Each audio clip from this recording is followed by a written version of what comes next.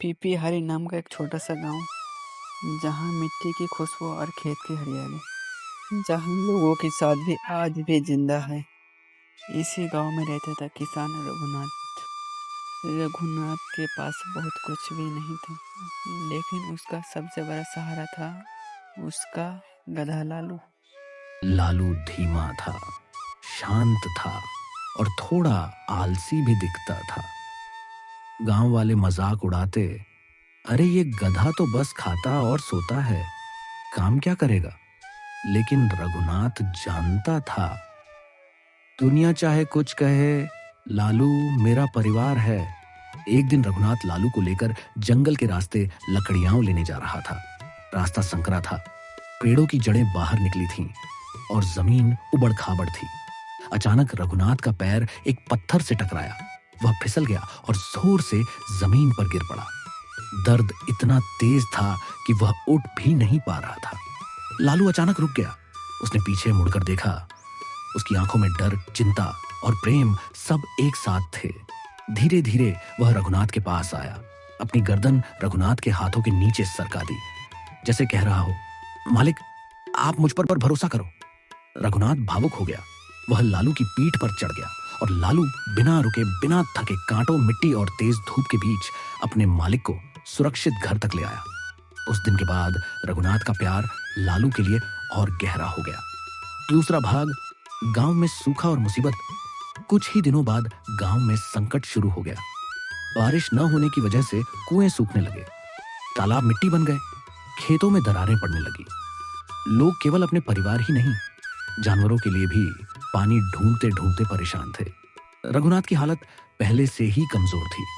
वह चल भी मुश्किल से पाता था। ऐसे समय में लालू सुबह सुबह अपने आप घर से निकलने लगा। धीरे धीरे गांव के बाहर पहुंचता और एक छोटे खोखे के पास रुक जाता, जहां शांता दादी नाम की एक बूढ़ी महिला चुपचाप पानी भरती थी। लालू उनके पास जाकर हल्की आवाज में रेंगता। शुरू में तो दादी को समझ नहीं आया, पर फिर उन्हें एहसास हुआ, अरे ये अपने मालिक के लिए पानी मांग रहा है। दादी ने एक घड़ा पानी उसके सामने रखा। लालू सावधानी से उसे घर तक ले जाता। रघुनाथ हैरान था, इतना पानी कहां से लाता है ये? लालू बस चुपचाप पूंछ हिलाता रहता। कुछ ही दिनों में गांव में खबर फैल गई, जिस गधे को हम बेकार समझते थे वही तो गांव में पानी ला। लेकिन हर गांव में कुछ लोग ऐसे भी होते हैं जिन्हें दूसरों का अच्छा काम पसंद नहीं आता। दो शरारती लड़कों ने एक दिन लालू का पानी का घड़ा तोड़ दिया और हंसते हुए बोले, देखो हीरो बनने निकला था, अब पानी लाएगा। लालू डर गया, पर उसके दिल में एक ही बात थी, मालिक को पानी चाहिए। उस रात रघुनाथ की तबीयत अचानक बिगड़ गई। बुखार चढ़ गया। लालू समझ गया कि अगर आज उसने पानी नहीं लाया तो मालिक की हालत और खराब हो जाएगी। अंधेरा था, जंगल में जानवरों की आवाजें थीं, लेकिन लालू अकेला निकल पड़ा। जंगल के अंदर एक छोटा सा गड्ढा था, जहां थोड़ा पानी जमा था। लालू ने पत्तों और कपड़ों से उसे भरना चाहा। कई बार गिरा भी, पर उसने हार नहीं मानी। आखिरकार वह पानी घर तक लेकर आया। रघुनाथ की आंखों में आंसू थे। लालू, तू गधा नहीं, तू मेरा बेटा है। गांव पर नई मुसीबत। कुछ दिनों बाद जब सब ठीक होने लगा था, गांव के पास की छोटी नदी में अचानक तेज बहाव आ गया। बांध टूट गया और पानी खेतों की तरफ बहने लगा। कई जानवर इस तेज पानी में फंस गए। लोग घबराए हुए थे। तभी किसी ने चिल्लाया, रघुनाथ नदी के पास गया था, वह दिखाई नहीं दे रहा। गांव वाले दौड़ पड़े। थोड़ी दूर जाकर देखा, रघुनाथ तेज बहाव में गिरा हुआ था और मदद के लिए पुकार रहा था। सबके चेहरे सफेद पड़ गए। किसी की हिम्मत नहीं थी अंदर जाने की। तभी लालू ने जोर से आवाज निकाली और दौड़ते हुए सीधा पानी में कूद पड़ा।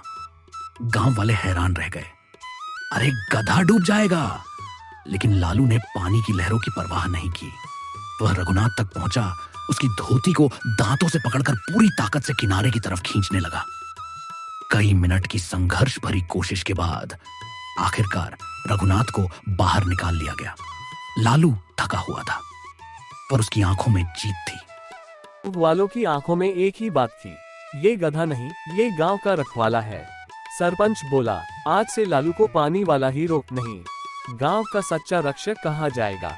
बच्चों ने उसके गले में फूलों की माला डाल दी और रघुनाथ, उसने लालू को गले लगाया और कहा, तेरा दिल सबसे बड़ा है लालू, तेरी कीमत दुनिया नहीं जानती। लोगों ने पहली बार महसूस किया, किसी की कीमत उसके रूप में नहीं, उसके कर्मों में होती है।